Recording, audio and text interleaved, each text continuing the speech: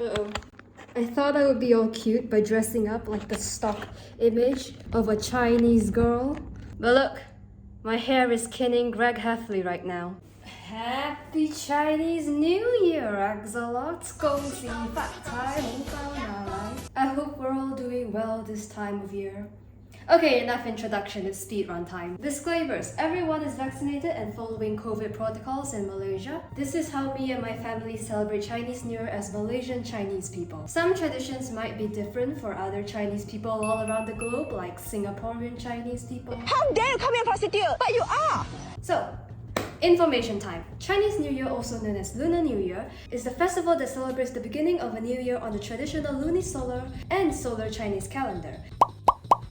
It's going to rain soon, shit. Which means three main things: family, the color red, and money. If you look at this graph, you'll get an estimate of when decorations start going up and prices start going down. Pop quiz, what was the story behind Chinese New Year? In a nutshell, there was this monster that lived thousands of years ago called Nian, meaning year, who was an asshole and bullied villagers at the beginning of each new year. Ho ho, end credits. Why did it do that? I have no idea, maybe daddy issues. Then the villagers realized that this monster was afraid of three things: the color red, loud noises, and bright lights. How do you combat all three? Fireworks, baby! This also resulted in the tradition of putting up red decorations at home and wearing red to chase the monster away. Buying new clothes is also an activity usually carried out in the beginning of Chinese New Year, since many believe wearing new clothes symbolize new hopes and a fresh start. The real winners here? Corporations. A few weeks before it begins, you'll see a bunch of Chinese families running rampant in the malls,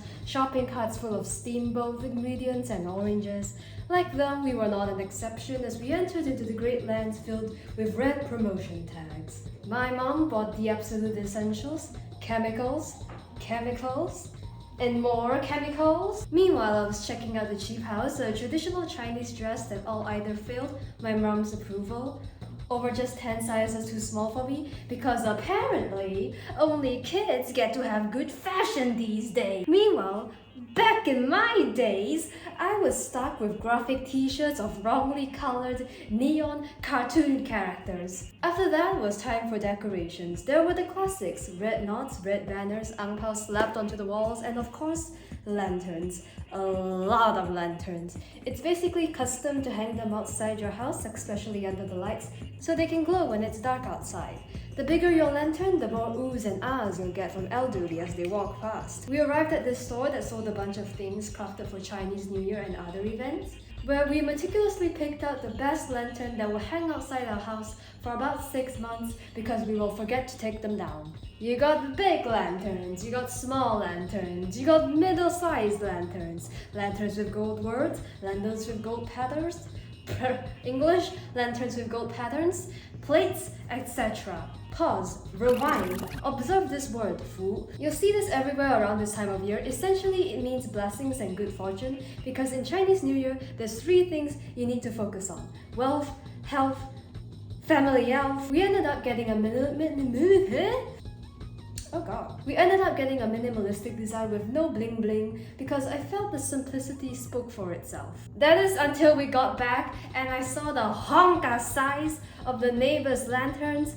I'm not gonna take a pic of it, obviously, for privacy, but it made ours look like this in comparison. The absolute chad of lanterns in our neighborhood. We were upstaged from the beginning. As the days got closer, you'll notice more red decorations going up, most including this particular orange animal, since it's the year of the tigers, which only means one thing: turning them into marketable products. I am a monkey myself, and according to the Chinese zodiac calendar, it is an astrologically good time for me to get married, have kids, move, and start a company. So I suppose we're just gonna speedrun doing all 4 of those before the year ends. We had gotten news beforehand that our relatives would be coming to us to celebrate the New Year's, therefore extreme measurements of preparations would have to be made. According to this family tree chart, there will be 13 people in total inside this building, which means beds absolutely everywhere, laid out. How do we have these many mattresses? I have no idea, but it works. The day before Chinese New Year's Eve, our relatives arrived and simple conversations were engaged. Dumplings were made and puppy eyes were given, and the classic plate snack was brought out. I don't know if this is common in other types of households, but you always gotta have one of these bad boys laid out if there's people over during this festival. Usually you get a 50-50 shot with these things. Either the brightly colored ones with nuts and candy, or this. It feels like the embodiment of decay. My mom felt like the lid was too boring and not New Year's enough, so we taped 2 more ang paos onto that bad boy to create a heart. Graphic design is my passion. Per tradition of her visits, my older cousin brought me clothes that couldn't fit her anymore and were sizes too small when she bought them online. And since I have the BMI of a singular M&M, I could either fit in them or they dropped right off my shoulders. Here's a quick lookbook for the fashion experts. Number 1, mature woman in her mid-20s. Number 2, celestial, ethereal. I am wearing this everywhere, including funerals. 3, cute little black dress that requires an engineering license to figure out the straps. 4, no comments, this one is just really cute. 5, this is too big for me, but I won't admit it because it makes me feel like Hao from Howl's Moving Castle. Gender. At night, my cousin let me play her Switch and I got 7th place overall in Mario Kart.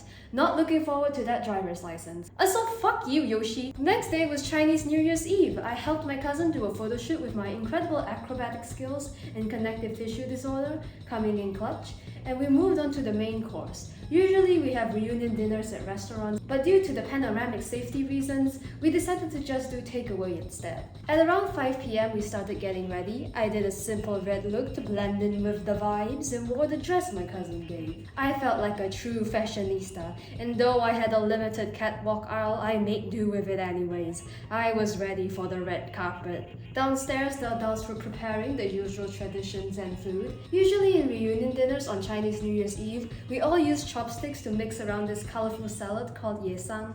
I don't know if I'm pronouncing that right. Everyone has to raise their chopsticks as high as possible because the higher the chopsticks, the greater the prosperity in the year to come. This is to be done while chanting stuff like Hua! Or Onga. I forgot my parents can hear me. Which means luck and fortune. 放那个星星 shape 吗？再来一个。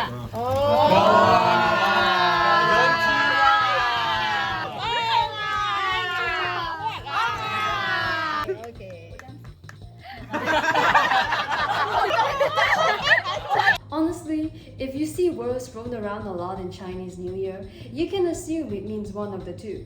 Afterwards, we had a nice meal. Let me tell you, this fried rice is the best fried rice that has ever fried rice. Usually in reunion dinners at restaurants, there will be this soup called shark's fin soup. However, there's no real shark's fins in it. Obviously, don't eat shark fins. It's got a thick consistency with shredded crab meat inside. Abby was here too because I was worried she'd feel left out. Then came time to receive ang paos, which are packets usually red that have money inserted in them.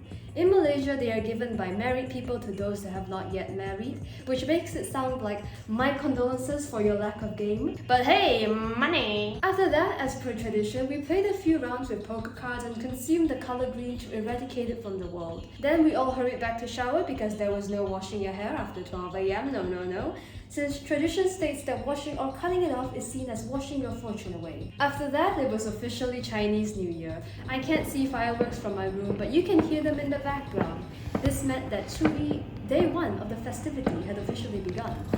Now let's speed things up.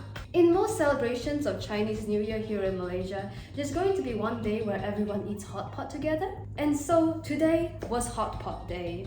The fit, yellow and brown, it was channeling nature.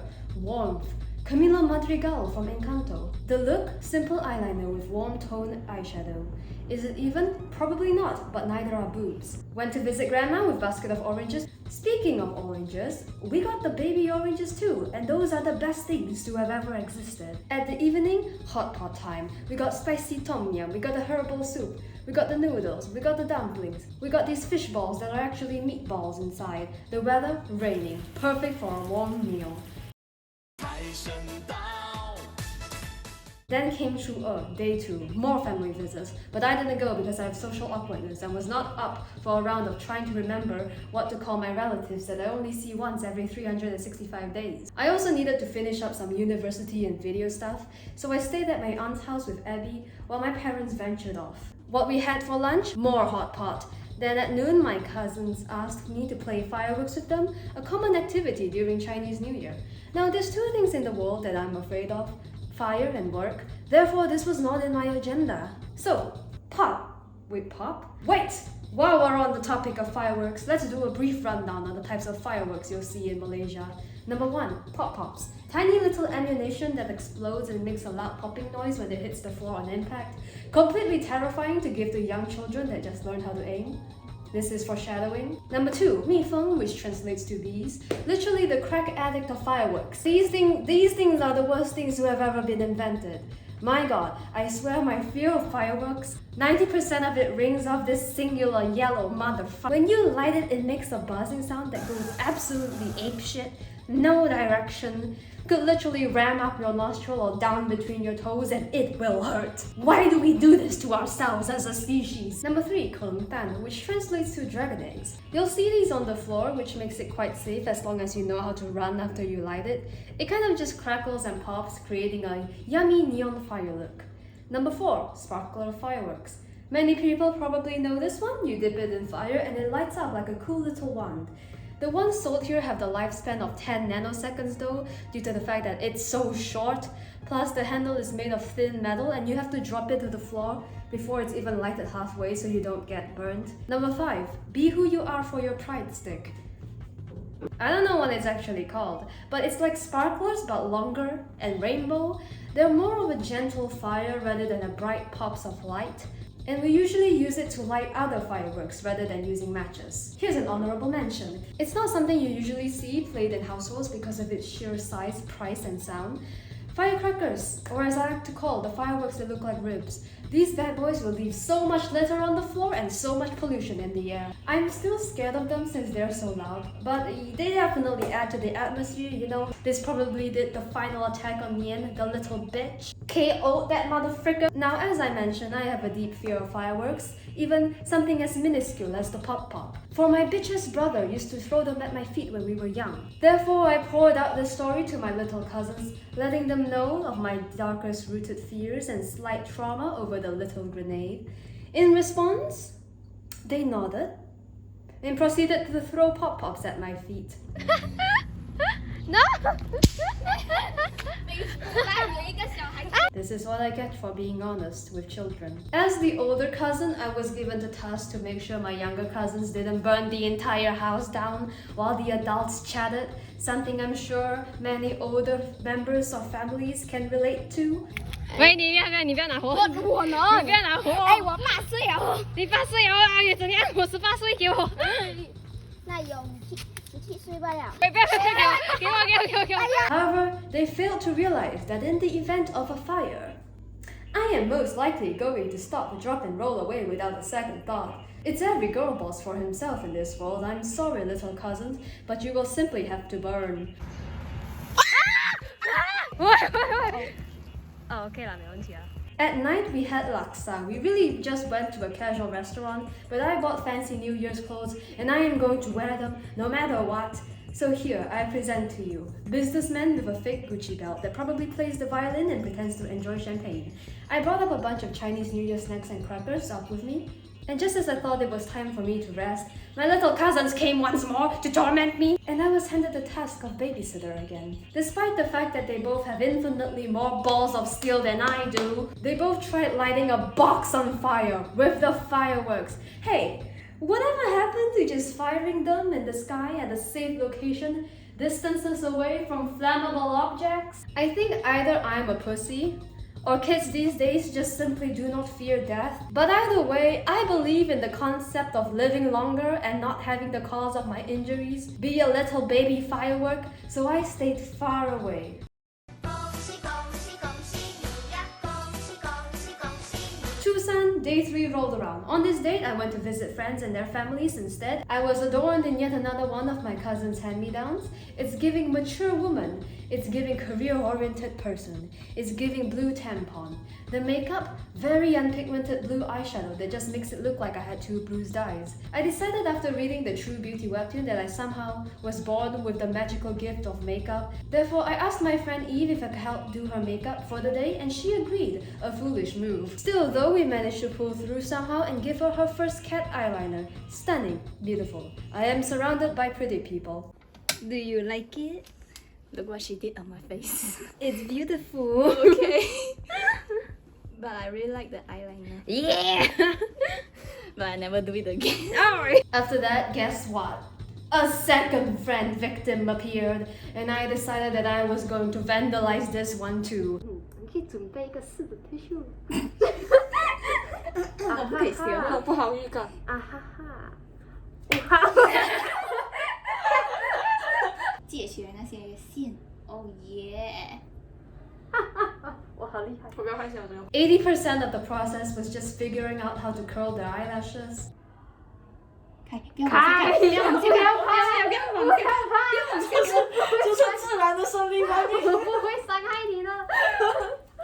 And soon we were done with the both of them. We ate, we chatted, we played more card games together. I will now speedrun 2 of them that don't require gambling because we are good children in this household. And it's illegal in Malaysia. Number 1, 心脏病, which translates to heart attack. This one is extremely simple and the only thing you need to win is a good reaction time. Everyone is distributed the same amount of cards facing down, then the players take turn to flip the card over as they place it down, calling out 1, 2, 3, 4, and so forth. If the card that you put down matches the number that you just mentioned, then you have to slap the shit out of it. The last person who hits the cards will have to put them all in their stack and the game goes on. The first person who hits the cards one more time after they finish their stack officially wins. The last person with all the cards loses. Luckily for me, I won every single game of grabbing the sandbag in kindergarten, meaning I was basically Spider-Man. 9 10 J J Q K A 10 J 2 3 4 5 6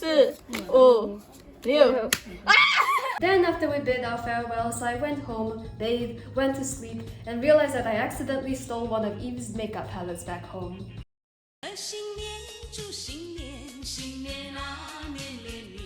Tuesday, day 4. On this day, we went to my grandma's house to buy nian. I donned myself in the only qipao I had left that I bought online, which was unfortunately black. Usually black isn't the best color to wear on Chinese New Year, but according to my mom, our grandma was very open-minded and modern, so she wouldn't mind. Usually qipaos are brightly colored with flowers or cloud patterns on them, but I'm currently on a hunt for those since I barely see them in malls. To combat the dark color, we put a red Chinese knot around the collar and swooped it over the shoulder with a safety pin. Boom! Project Runway. My grandma had prepared a whole photo shoot area.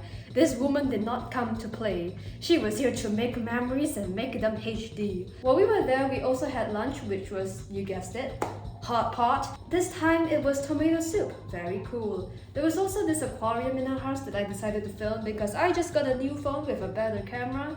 Hence the sudden jump of quality in this video. Look at that, that's a stock video moment right there. After that, it was just some more visits to family and friends, quick tests to make sure we were all okay and safe, and before I knew it, Chinese New Year had ended. Hope you all enjoyed this video. Apologies for the lack of uploads lately, but I am now very motivated and looking forward to creating more content before I get shipped off to university. With that being said, I wish you all good fortune, health, and family health. Goodbye! 就要吹醒大